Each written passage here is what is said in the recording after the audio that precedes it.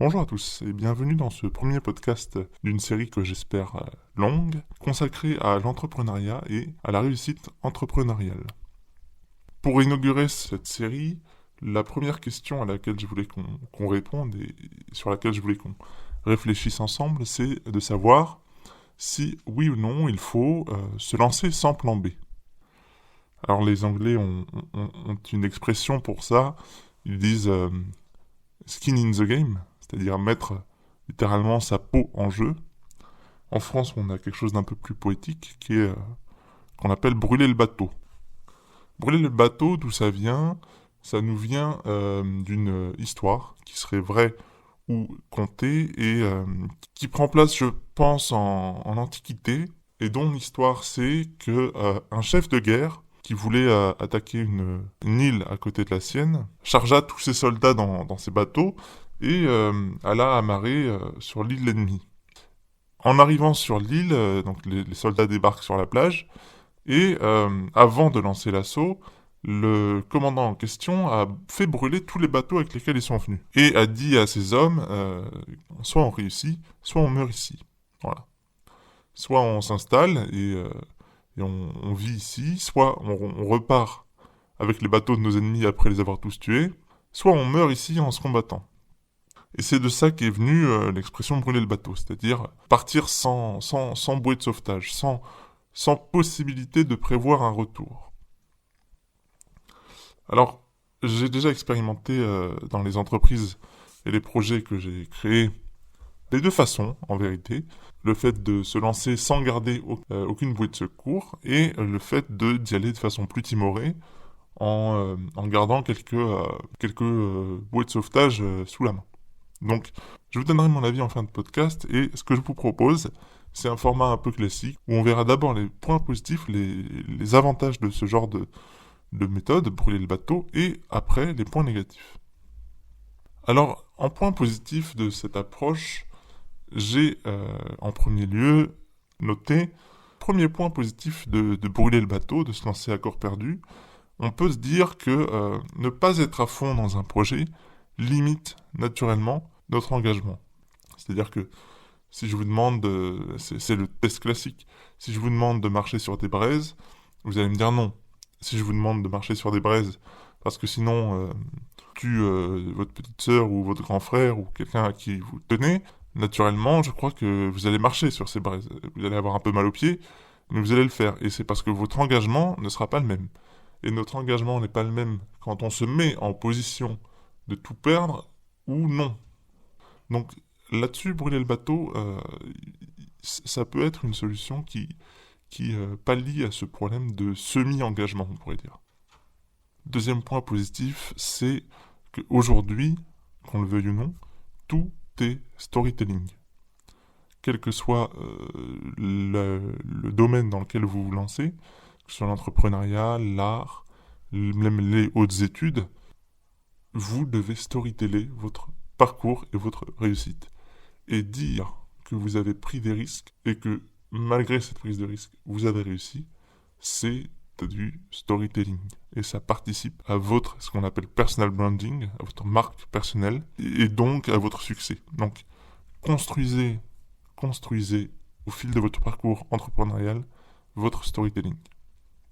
Le point supplémentaire pour appuyer cet adage de brûler le bateau, c'est penser un peu à l'image que ça renvoie quand vous allez aller voir des clients, des investisseurs, des fournisseurs et que vous allez leur dire bonjour, j'ai un projet, voilà, ça se présente comme ci, ça se présente comme ça. Par contre, moi, personnellement, j'y crois pas suffisamment pour me lancer à corps perdu dedans.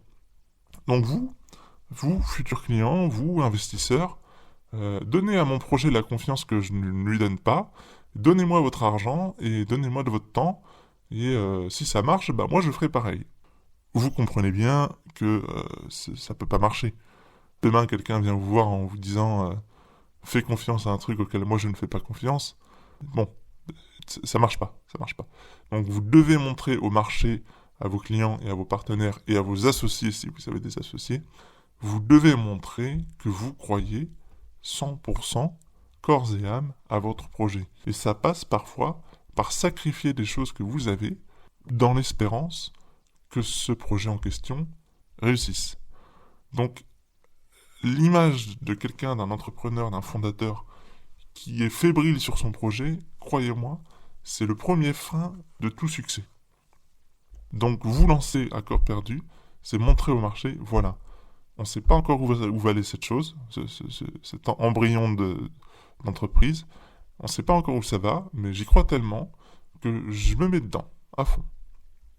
Le quatrième point pour venir appuyer cette philosophie, c'est les Américains, les Anglais disent go fast, fail fast, ou quelque chose comme ça. En gros, lancer les choses vite, aller vite et échouer vite. Et pourquoi est-ce qu'ils disent ça? Eh bien, c'est parce que il vaut mieux lancer quelque chose très rapidement, un prototype, alors on appelle ça MVP, un petit langage, Minimum Viable Product.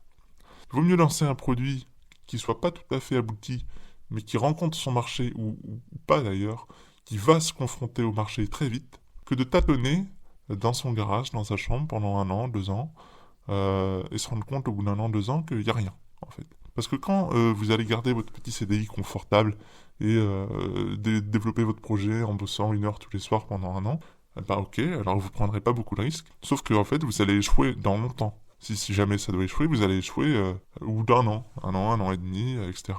Alors que si vous aviez lancé ça très vite, vous vous seriez rendu compte très vite que ça ne fonctionne pas, là vous auriez pu rapidement corriger le tir, éventuellement modifier ce qu'il faut modifier pour que votre produit rencontre son marché. Donc tester rapidement, c'est hyper important. Et là, tout réside dans le rapidement. Rapidement, vous ne pouvez le faire que si vous y mettez du temps. Donc, ça veut dire sacrifier parfois peut-être un CDI et vivre sur ses économies. Donc, c'est un choix qu'il faut peut-être faire. Le 5e point et l'avant-dernier point qui vient appuyer ce mantra, c'est pour ceux d'entre vous qui habitent en France.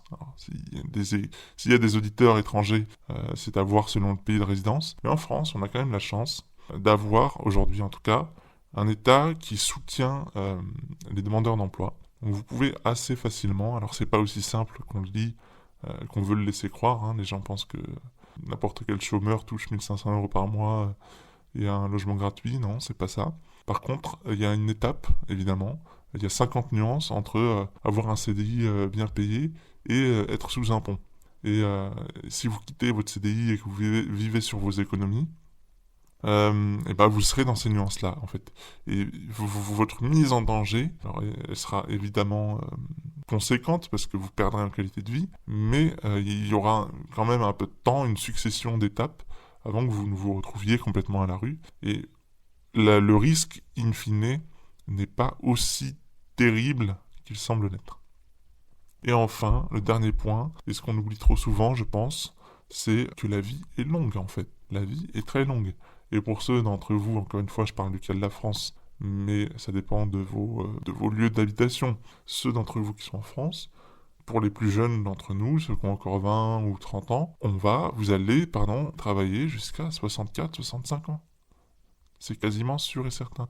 Donc faire une pause, mener un projet pendant 2 ans, 3 ans, voire même juste des fois 1 an, ça ne met pas en péril votre vie de travail. Donc, brûler le bateau, oui, mais vous aurez le temps d'en reconstruire un, en fait. C'est ça que je voudrais que vous reteniez de ce dernier argument. Donc, on peut comprendre à ce niveau-là que beaucoup de coachs, beaucoup d'écrivains, d'auteurs recommandent ça, allez-y, brûlez le projet par le debout, entre guillemets, et allez le plus vite possible et ratez le plus vite possible, ou soyez successful rapidement. Maintenant, il y a quand même des points négatifs, des risques, des vrais risques à faire ça, à partir sans plan B. Et je voudrais qu'on les évoque parce que c'est des choses auxquelles on ne pense pas forcément tout le temps. Et c'est important de les avoir en tête. Le premier d'entre eux, c'est quand vous avez des tiers qui dépendent de vous. Alors, on pense souvent aux entrepreneurs qui ont des enfants. C'est vrai, si vous avez des enfants, c'est un peu plus difficile de vous dire tiens, bon, je vais tout quitter. Je vais quitter mon emploi pour me lancer dans un projet. Très peu souvent on pense, mais il y a aussi beaucoup de gens qui ont des parents dépendants, que ce soit pour une raison de handicap ou de vieillesse. Il y a plus de gens qu'on ne le pense qui ont des gens qui dépendent d'eux. Donc si vous êtes dans ce cas-là, je peux comprendre la frivolité que vous avez à tout quitter pour vous lancer dans votre projet. et personne ne peut vous le reprocher. Le second point, c'est que, mine de rien, brûler le bateau, c'est dur pour le moral. Alors, on ne peut pas se l'imaginer tant qu'on ne l'a pas fait, mais j'aime bien prendre l'image d'un petit arbre, d'un arbuste. En fait, vous faites votre vie normale, vous faites vos études, vous faites 2-3 ans de travail, 4, 5, 10 ans de travail. C'est un peu comme si vous arrosiez un arbre, en fait. Vous voyez, vous plantez un arbre pendant votre enfance, vous l'arrosez pendant vos études, vous l'arrosez pendant votre carrière, et cet arbre-là, il vous donne des fruits. Voilà. Et brûler le bateau, on pourrait aussi comparer ça à brûler l'arbre. Voilà. Vous avez une idée, vous voulez planter un arbre plus gros, qui vous rapporte plus de fruits, et pour ça, il vous faut de la place. Il faut brûler l'arbre que vous avez déjà planté.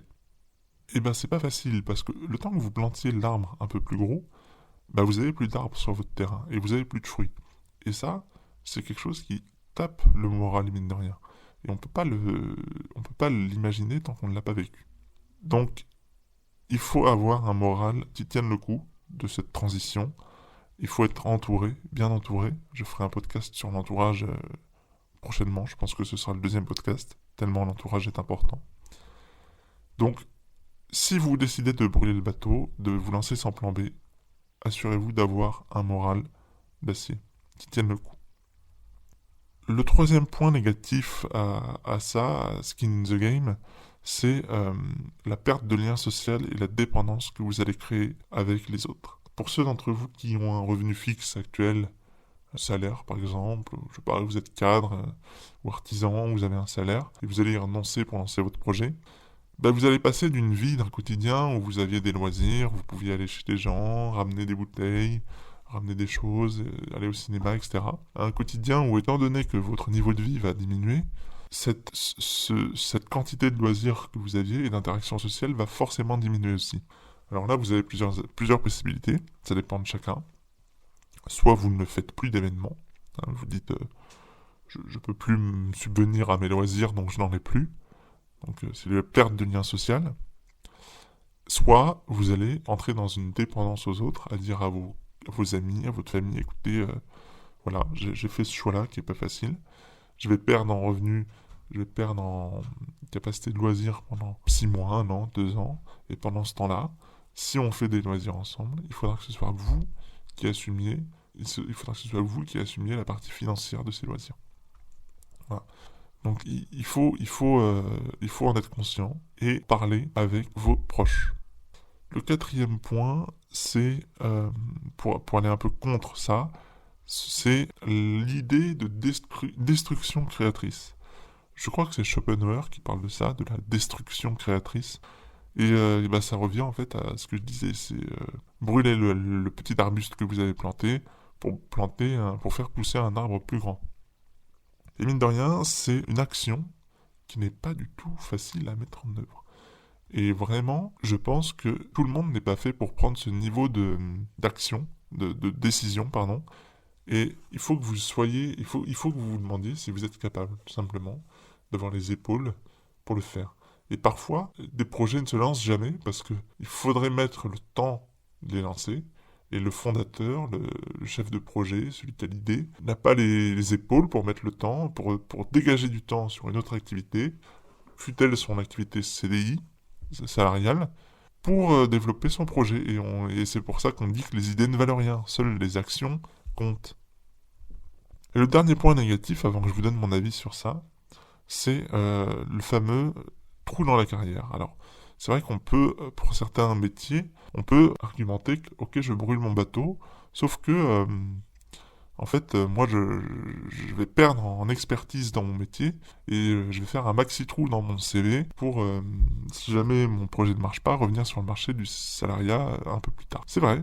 Il y a des professions où ça peut s'entendre, des professions où le marché de l'emploi n'est pas en tension. Vous pouvez, en effet, c'est un vrai risque pour certains, de faire un trou, typiquement, dans votre CV et d'expliquer ça, ok, j'avais un projet, j'ai pris du temps pour le mener, etc. Il y a des domaines où les employeurs, les recruteurs ne sont pas compréhensifs là-dessus et ça peut être un risque, en effet. Il faut l'avoir en tête avant de quitter ce que vous avez et vous poser la question dans votre métier, est-ce que vous pouvez vous prendre le risque de, pendant 2 ans, ne pas exercer votre métier? Est-ce que ça vous pénalisera si un jour vous avez besoin d'y revenir? On a fait le tour un peu des points positifs et négatifs cette fameuse question, faut-il brûler le bateau, faut-il se lancer sans plan B? Et je vais vous faire maintenant, ce podcast dure maintenant depuis quelques minutes, je vais vous donner mon avis là-dessus, le fruit de mon expérience, de ce que j'ai vécu, de ce que j'ai vu chez d'autres entrepreneurs, et j'espère que ce sera pour vous une ouverture. À mon avis, brûler le bateau, c'est indispensable. Il y a un moment donné dans votre projet que seul vous pourrez déterminer. Il y a un moment donné dans votre projet où il faudra prendre le risque de quitter ce que vous avez, parce que si vous ne vous mettez pas à 100% dans le projet, il ne se lancera pas. Et on peut déléguer certaines choses, mais il y a aussi des choses qu'on ne peut pas déléguer. Il y a des moments où un fondateur, un créateur, doit être à 100% dans son projet. Pas au début. Alors c'est là qu'il faut bien faire la nuance, de pas se lancer à corps perdu trop tôt, de pas rater le moment où il faut y aller. Et ça, c'est vraiment un moment qu'il faut sentir dans ses tripes, en tant que porteur de projet. Se lancer trop tôt, c'est brûler son bateau trop tôt, et vivre sur ses économies trop tôt, et se lancer trop tard, c'est passer à côté d'opportunités. Donc, vraiment, pour moi, c'est indispensable, mais il faut trouver le bon moment. J'aimerais ajouter une dernière nuance. On dit souvent brûler le bateau c'est bien, brûler le bateau c'est bien, c'est vrai, je suis d'accord avec ça, je viens de vous le dire. En revanche, il faut, à tout prix, que vous ayez des backups. Quand je lance mes entreprises, il y a un moment donné, je vous l'ai dit, j'y vais à fond.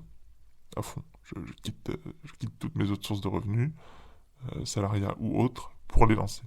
Mais je m'assure d'avoir des gens qui, dans le cas où ça se passe vraiment très mal, dans le cas où j'arrive au bout de mes économies, dans le cas où j'ai des accidents financiers, peuvent venir à la rescousse. Peuvent venir à la rescousse. C'est hyper important. Alors je sais que personnellement, j'ai beaucoup de mal à demander de l'aide, en plus financière. Mais je sais que si j'en arrive à un point financier à ne plus pouvoir assurer, tenir le coup, il y a des gens qui pourront prêter quelques milliers d'euros en quelques heures. Et en gros, l'idée sous-jacente de ça, c'est donner tout ce que vous avez, mais ne vous perdez pas. Ne vous mettez pas en risque de mort financière. On a tous quelqu'un dans notre entourage qui a quelques économies, qui a une maison, ne serait-ce qu'une maison, une chambre, un canapé. Gardez-vous dans un coin de votre tête ce bunker, voyez ça comme un bunker, où si tout se passe mal, si vous êtes en train de vous noyer dans l'océan, il y a cette espèce de havre, de dernier secours, de dernier recours dans lequel vous pouvez aller. Voilà. C'est hyper important. Et même si vous n'y penserez pas, parce qu'on se dit jamais, oh dis donc, je suis pressé d'emprunter 10 000 euros à Pierre parce que je suis dans une merde noire. Évidemment, on se le dit jamais. Mais le fait de le savoir inconsciemment, ça vous aidera à vous lancer. Et vous pourrez vous refaire après, de toute façon, si jamais Pierre vous prête 10 000 euros, ça veut dire que vous étiez vraiment dans une merde noire. Donc, soit vous continuez votre projet et il fonctionne et vous remboursez Pierre, soit vous retournez dans le salariat ou autre chose, vous refaites des sous et vous remboursez Pierre. On l'a dit tout à l'heure, vous allez bosser jusqu'à 65 ans. Donc, de toute façon, 10 000 euros, ça se rembourse assez facilement. Voilà. Écoutez, c'est tout pour aujourd'hui. Je pense que le sujet est assez intéressant et qu'on n'en parle pas assez ou trop vite dans ce que je peux voir sur YouTube. J'espère que ce podcast vous a plu. À bientôt et je vous souhaite beaucoup de réussite dans vos projets.